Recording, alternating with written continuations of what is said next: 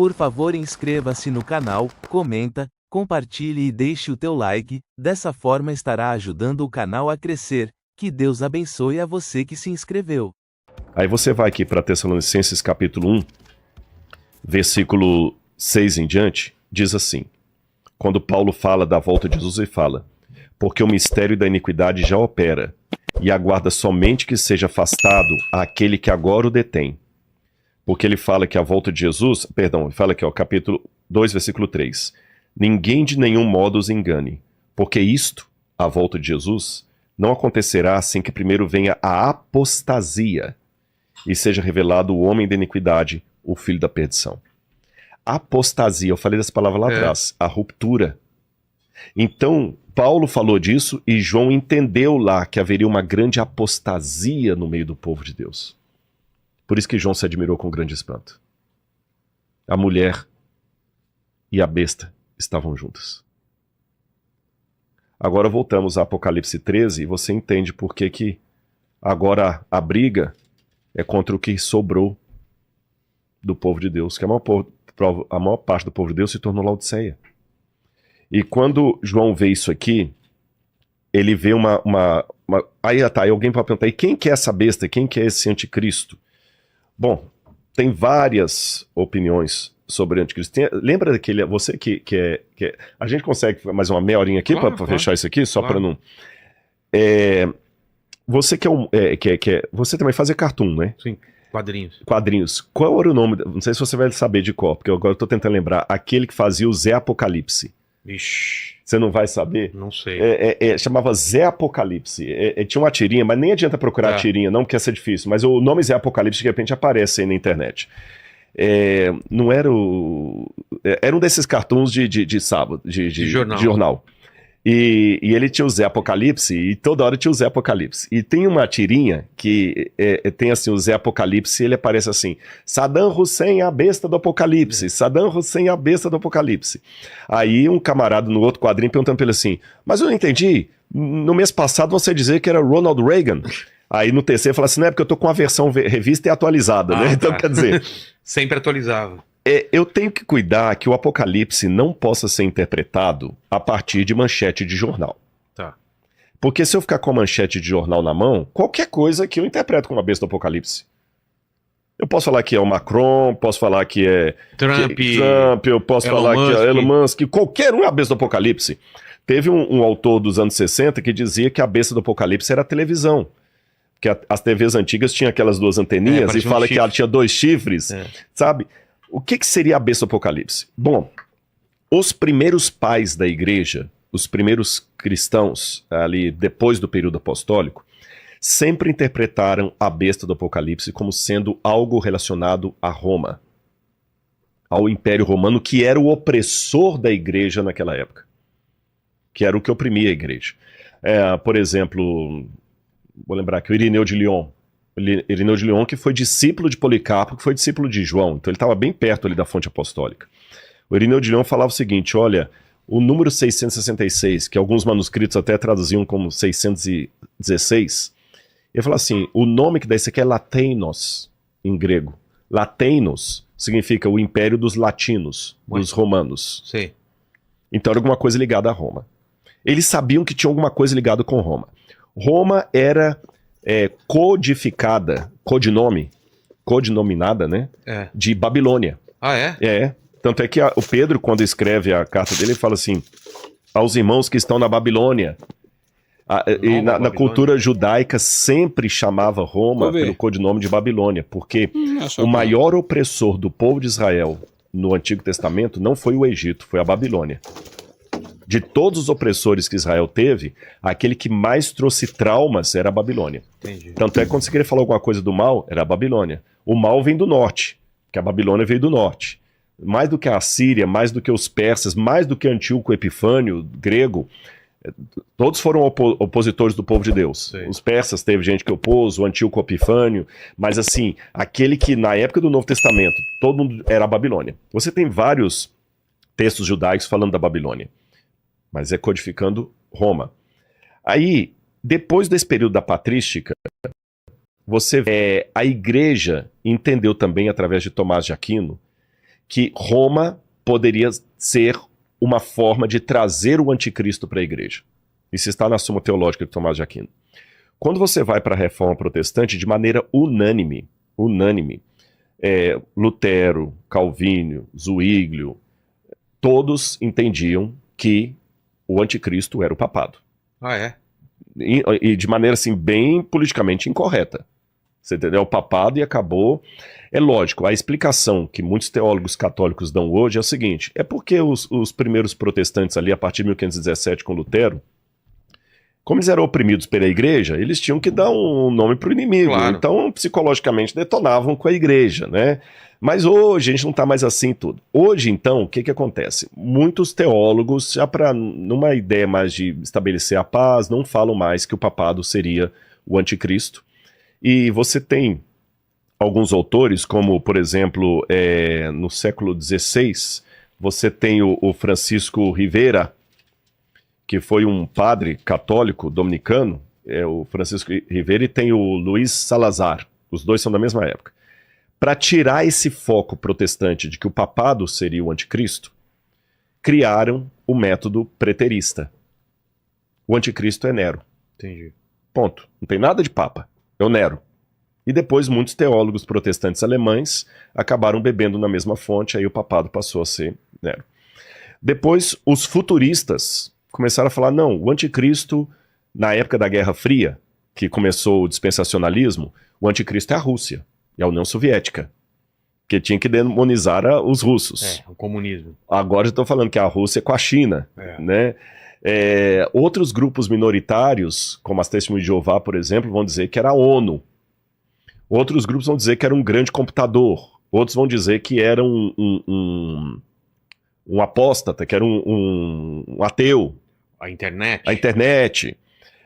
Como é que eu entendo isso? Eu tenho um trecho aqui interessante do próprio catecismo da Igreja Católica, e eu gosto dessa interpretação aqui do catecismo. Bom, aqui eu tenho as citações aqui de John Wesley, a Confissão Presbiteriana e Anglicana, de Westminster, a Confissão Luterana, todos falando que é o papado.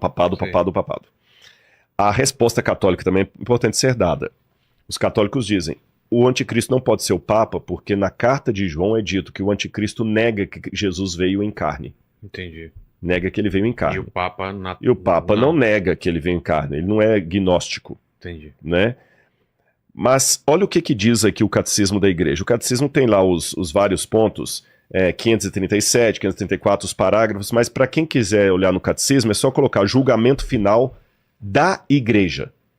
Interessante o título, julgamento final da Igreja. E o Catecismo diz assim, antes da segunda vinda de Cristo, aqui é a posição católica, tá, gente? Não vai valer para o protestante. Sim. Antes da segunda vinda de Cristo, a igreja deve passar por um julgamento final que abalará a fé de muitos crentes. Eu concordo com isso. A perseguição que acompanha a sua peregrinação na terra revelará o mistério da iniquidade, que é uma maneira de falar do anticristo, na forma de um engano religioso, oferecendo aos homens uma solução aparente para os seus problemas ao preço da apostasia da verdade. Ou seja, se a apostasia da verdade... É o afastamento da verdade. Então o anticristo não pode ser um russo ateu, nem um muçulmano. Tá. O anticristo tem que ser alguém, e eu concordo com o catecismo aqui, tem que ser alguém que saiu de dentro do cristianismo, porque quando você vai aqui na carta de João, que fala do anticristo, fala aqui, olha, Evangelho de João, capítulo 2, versículo 18, fala, filhinhos, esta é a última hora, e como vocês ouviram que o anticristo vem, também agora muitos anticristos têm surgido, por isso sabemos que é a última hora. Eles saíram do nosso meio. Essa elementação. Manifestações do anticristo já havia na época do Novo Testamento, porque eles falam que muitos dos anticristos já estavam surgindo. Segundo, o anticristo tem que ser alguém que sai de dentro do cristianismo, então não pode ser alguém de fora. E terceiro, esses anticristos da época de João eram um modelo daquele grande filho da iniquidade que ainda viria, que Paulo falou, que ainda não surgiu, mas virá, antes da vinda de Cristo. Porque fala que quando ele surgir, Paulo fala, o Senhor o destruirá. Então, peraí, então o anticristo não pode ser a União Soviética, porque não tinha União Soviética na época aqui. O anticristo não pode ser a ONU, porque não tinha a ONU nessa época. O anticristo tem que ser algum poder que já tinha exercício na época apostólica,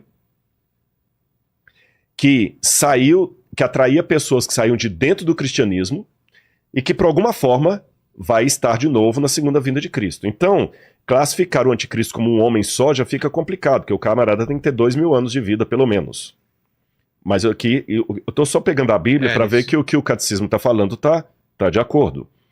Aí diz que esse anticristo atrairia muitas pessoas para uma apostasia da verdade.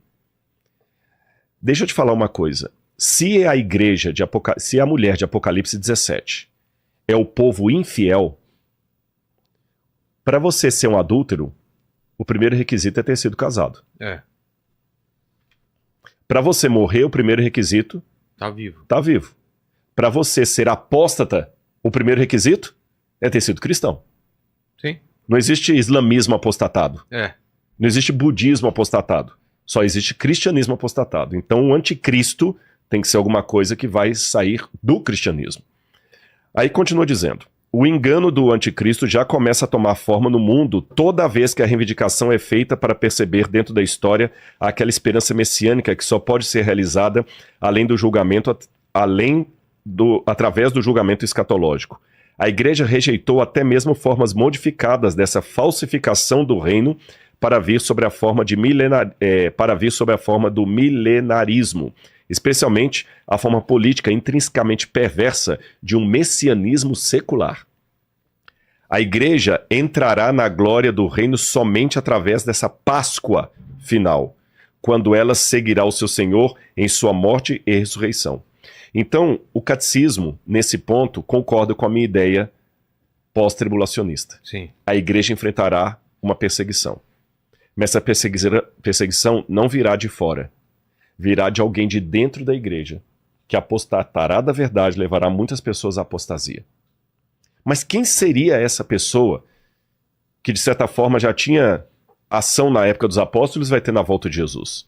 Aí eu termino com o Apocalipse 17 explicando. Vamos voltar para o capítulo 17. João viu a mulher montada na besta e ficou assustado com o que ele viu. Aí olha o que diz a continuidade. Capítulo 17, verso 7. O anjo, porém, me disse: por que você ficou admirado? Eu vou lhe explicar o mistério da mulher e da besta que tem as 7 cabeças e os 10 chifres que levam a mulher.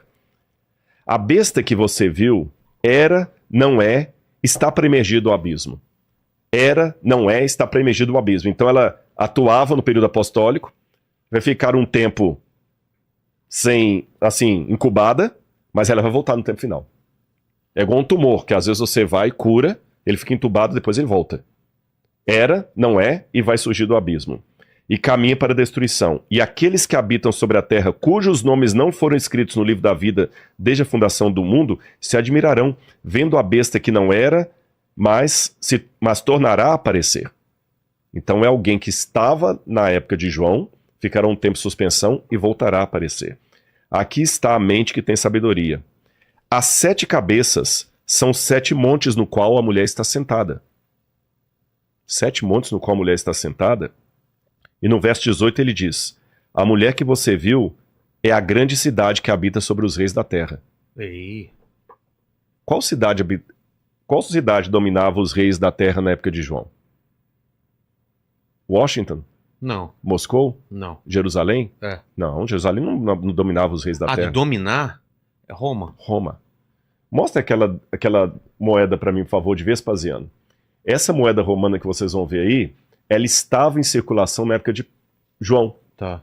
Vespasiano foi o que mandou destruir Jerusalém no ano 70. Você tem aqui o imperador Vespasiano, está escrito em latim, né? Cesare Augustus Vespasianus Augustus, tá certo? E aqui tem do outro lado da moeda, Roma, tá escrito Roma, e ela é uma mulher sentada sobre 7 colinas. 1, 2, 3, 4, 5... Ali não mostra... 7, 8... 7 colinas, olha lá. 1, 2, 3, 4, 5, 6, 7. E em todos os livros nós sabemos que Roma é descrita como a cidade que se assenta sobre 7 colinas. Ah, é? Isso é ponto, todo historiador sabe. Então, ele já está falando, a mulher foi uma mistura do povo de Deus com Roma.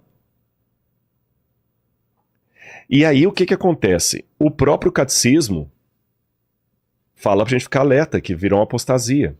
Então, por que não entender que, de alguma maneira, o mesmo poder romano, que durante a Idade Média e início da Idade Moderna, sancionou tantas perseguições, com reis, com Inquisição Espanhola, Santo Ofício, tantas coisas erradas que foram feitas, não pode ser justamente a consubstanciação histórica disso que João viu. Repito, não é detonar com a Igreja Católica. Lembra que eu falei? É entender que teve coisas erradas feitas em nome de Jesus que me dá muita tristeza. E tinha muita gente sincera na Igreja Católica. Por exemplo, exemplos eu posso dar da minha vida particular. Eu tive padres que, quando eu ficava no mosteiro com eles, eu lembro uma vez que eu cheguei aqui no Ipiranga lá, e os padres me recebiam ali, e um belo dia eu esquentava minha comida lá e depois ia pra sala assistir o Fantástico com os padres. Aí um dia o padre chegou lá, falou: Rodrigo, desculpa, padre Dionísio, desculpa, tomou o prato da minha mão que eu tinha esquentado, me perdoa, Rodrigo, me perdoa. Eu falei: o que foi? Ele pediu um perdão e tomou o prato da minha mão. A gente esqueceu que você vinha hoje e a cozinheira colocou toicinho no feijão, nos perdoe, eu vou fazer um omelete pra você. Poxa, esse homem honrou minha fé. Ele não tem problema com carne de porco, eu que não como carne de porco. Eu vou falar que esse padre não é de Jesus? Poxa. Eu vejo uma vida de Madre Teresa de Calcutá, Irmã Dulce, para falar aqui do Brasil, essas mulheres não andavam com Jesus? Ai de mim, quem sou eu? E os crimes que houve dentro da Igreja Católica? Também houve crimes dentro do mundo protestante, dentro da Igreja Adventista. Eu tenho que lamentar isso e ver que o Apocalipse previu que essa união aconteceria. E quer ver mais onde é que a união aconteceria?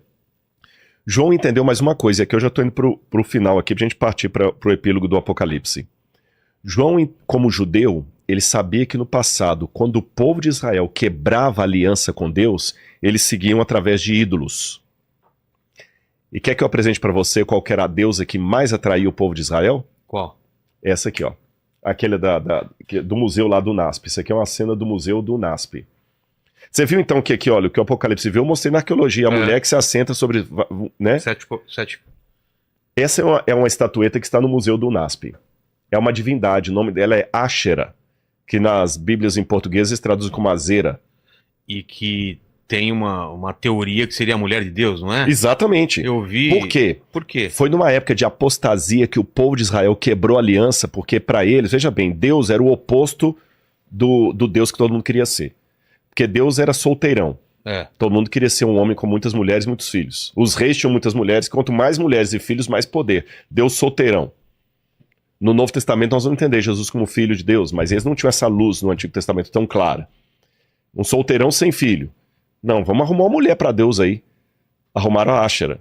Da onde veio na apostasia. A Áshera era uma deusa pagã. As origens dela ainda são dúbias. Alguns pensam que ela pode ter vindo de Ugarit, porque nós temos muita informação de Ugarit, mas outros pensam que ela pode ter vindo da Fenícia. Sim. A Áshera era adorada em vários povos de várias maneiras. Essa imagem que está aí, coloca de novo, por favor, é uma imagem clássica, porque a Áshera está aí, ela está com a cabeça como se fosse de um pássaro, e ela é uma prostituta montada numa besta. Ela é uma prostituta montada numa besta. Tanto é que num culto de Ugarit, nós temos um hino que fala o seguinte: entra a grande Áshera e todos os reis se embriagam com o vinho da sua devassidão. Nossa. É o mesmo texto de Apocalipse 17.